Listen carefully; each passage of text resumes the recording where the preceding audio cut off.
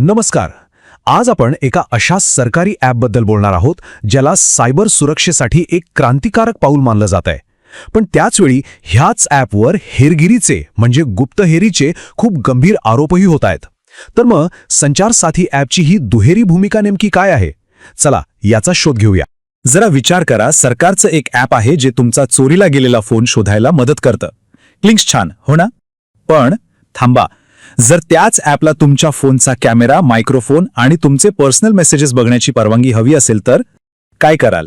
आणि बरोबर इथेच खरा पेच आहे, सुरक्षा विरुद्ध गोपनीयता.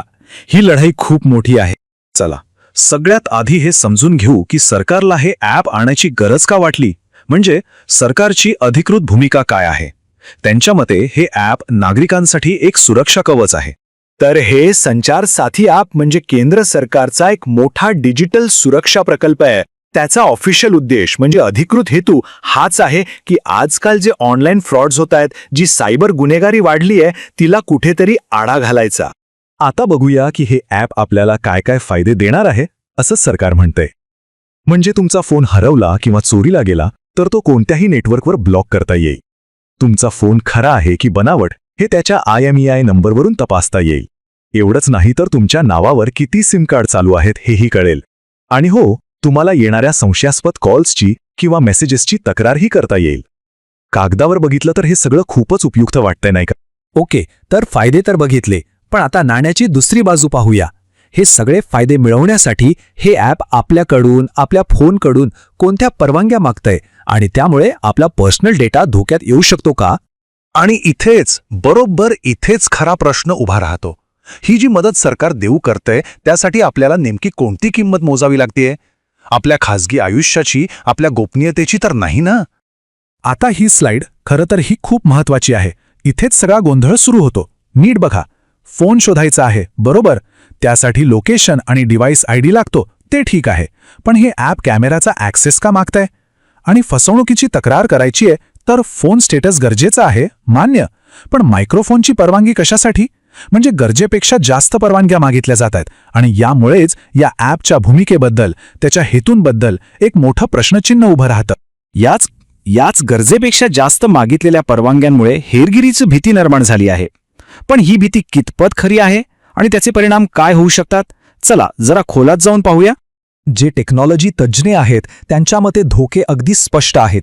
विचार करा, ॲपला जर तुमचे मेसेज वाचण्याची परवानगी मिळाली तर बँकेचे OTP, तुमचे खासगी संदेश सगळंच धोक्यात येऊ शकतं.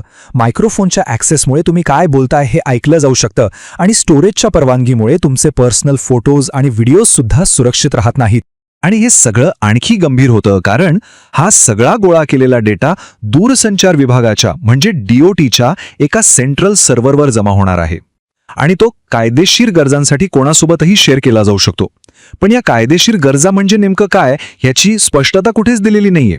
पण थांबा, इथे एक गोष्ट आपण स्पष्ट केली पाहिजे. संचार साथी हे काही पेगाससारखं स्पायवेअर नाहीये. पेगासस तर गुपचूप कोणालाही न कळता फोनमध्ये यायचं आणि हेरगिरी करायचं.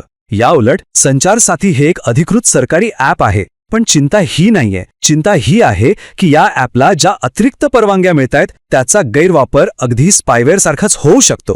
आता जिथे टेक्नॉलॉजी आणि गोपनीयतेचा वाद असतो तिथे राजकारण तर येणारच. विरोधी पक्षांनी तर या ॲपला डिजिटल हुकुमशाही म्हणत सरकारवर जोरदार टीका सुरू केली आहे.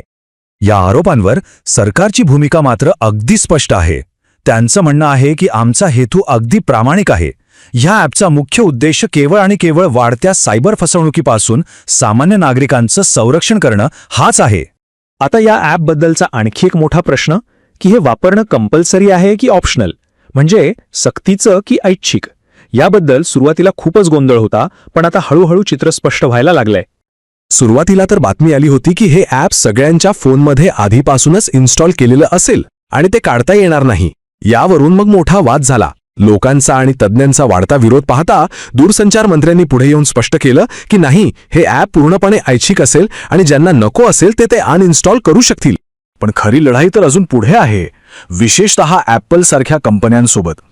ॲपल त्यांच्या प्रायव्हसी पॉलिसीबद्दल खूपच कठोर आहे आणि ते सहजासहजी कोणत्याही सरकारी ॲपला प्री इन्स्टॉल करण्याची परवानगी देत नाहीत. याआधीही त्यांनी सरकारचं एक ॲप नाकारलं होतं. त्यामुळे याही वेळी कायदेशीर लढाईची शक्यता अजिबात नाकारता येत नाही. तर आपण आता या विश्लेषणाच्या शेवटच्या टप्प्यात आलो आहोत आणि हा सगळा वाद येऊन थांबतो तो एकाच ठिकाणी, सुरक्षा आणि वैयक्तिक स्वातंत्र्य यांच्यातल्या त्या नाजूक संतुलनावर. मोबाईल कंपन्यांना हे ॲप प्री इन्स्टॉल करण्याच्या आदेशाचं पालन करण्यासाठी तब्बल 90 दिवसांची मुदत देण्यात आली आहे. त्यामुळे येणारे दिवस या प्रकरणात खूपच महत्त्वाचे ठरणार आहेत. आणि ही स्लाइड ही संपूर्ण वादाचं सार आपल्या समोर मांडते. एका बाजूला आहे सायबर फसवणुकीपासून मिळणारं संरक्षण आणि गुन्हेगारांचा माग काढणारी सुरक्षा, तर दुसऱ्या बाजूला आहे आपला गोपनीयतेचा अधिकार, पाळत ठेवण्यापासूनचं स्वातंत्र्य आणि आपली निवड यातलीच करायची आहे. तर मग संचार साथी ॲपची खरी भूमिका काय आहे? एका सुरक्षा कवचाची की पाळत ठेवणाऱ्या एका गुप्तहेराची? याचं अंतिम उत्तर कदाचित आपल्याला म्हणजेच वापरकर्त्यांनाच आपापल्या अनुभवातून आणि प्राधान्यांमधून शोधावं लागेल.